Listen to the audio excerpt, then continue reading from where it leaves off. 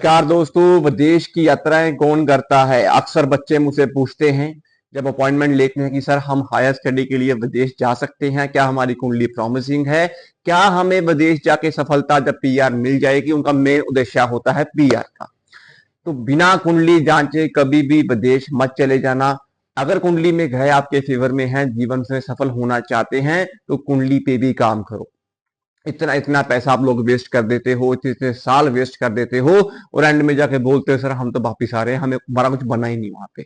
पहली बात तो वो यहां से नहीं जा पाते, वहां पे पहुंच जाए तो वहां से फिर वापसी कैसे?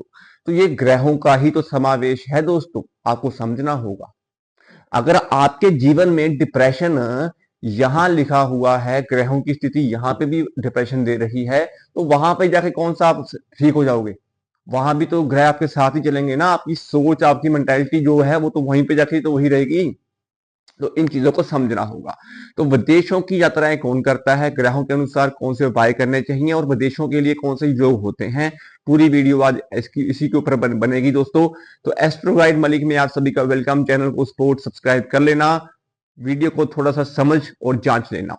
दोस्तों, कुंडली में सबसे पहले आपको देखना होता है कि बृहस्पति अच्छा है कि नहीं है। जब तक कुंडली में बृहस्पति आपका खराब होगा, बृहस्पति है, बृहस्पति गुरु यानी कि जिसे हम जुपिटर ग्रह बोलते हैं, वो जब तक कुंडली में आपका खराब होगा, भूल के भी विदेश मत चले जाना। अगर विदेश चले भी जाओगे तो वहां जाकर सेटलमेंट नहीं हो पाएगी। बृहस्पति हवा है, बृहस्पति संस्कार है, बृहस्पति हायर एजुकेशन है, बृहस्पति ज्ञान है, बृहस्पति देने वाला ग्रह है, बृहस्पति आशीर्वाद है दोस्तों।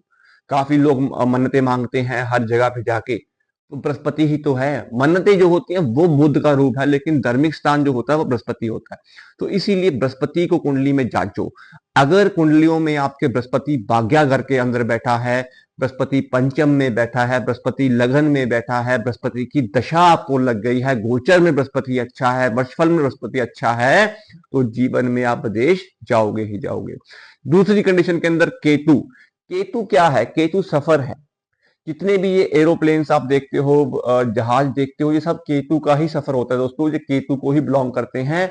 हवा बृहस्पति है तो वो सफर केतु है। बिना बृहस्पति केतु के आप विदेश नहीं जा सकते। जब तक कुंडली में केतु खराब होगा तो जीवन में भूल के भी आपके सफर जो होंगे वो कभी भी मंगलमय नहीं हो सकते। तो केतु अगर 9वें घर के अंदर है, 12वें घर के अंदर है, केतु आपका पंचम में भी बैठा है दोस्तों और केतु की दशा आपको लगी हुई है, तब भी आप विदेश जा सकते हो।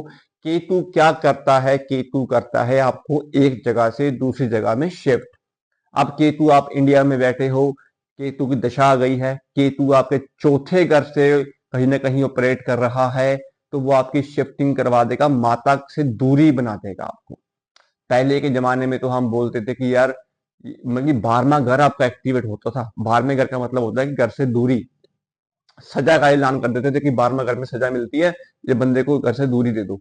तो आज के टाइम में वही खर्चे, वही मैनिपुलेशन जो है वो 12वें घर में राहु दे रहा है आपको। राहु ने आपके खर्चे बढ़ा दिए, राहु ने आपकी सोच बड़ी कर दी। राहु डींगे हाँकने वाला ग्रह है, राहु आपको सपने दिखाने वाला ग्रह है, लेकिन वो जितने भी सपने होते हैं वो सिर्फ आप हवा में देख रहे होते हो, क्योंकि 12वां घर तो है, आकाश है ना। तो इसीलिए कुंडली में जब जब आपके राहु अष्टम में होगा, राहु द्वादश भाव में होगा, तो मैंने बहुत केसेस में देखा है दोस्तों, विदेश जाना भी मुश्किल होता है और विदेश चले जाओगे, दशा भी राहु की लेके जा रहे हो, तो भूल जाओ जिंदगी में कभी आप सक्सेसफुल हो पाओगे। मैं डरा नहीं रहा, यह हकीकत की बातें हैं दोस्तों। बृहस्पति और केतु को जब तक आप ठीक नहीं करते, जीवन में आप आगे ग्रो नहीं कर पाओगे। क्योंकि भाग्या, अक्सर लोग बोलते हैं ना कि सर मैंने 5 बार पेपर दे दिया, मैंने 6 बार पेपर दे दिया, मतलब हमारी तो किस्मत ही खराब है, हमारा तो काम ही नहीं बनता जी। तो वो काम नहीं बनता, वो बुध है। किस्मत खराब है तो वो बृहस्पति है। तो यार कुंडली में भी तो आप देखो ना कि कुंडली में आपके कहाँ बैठे हैं ये ग्रह।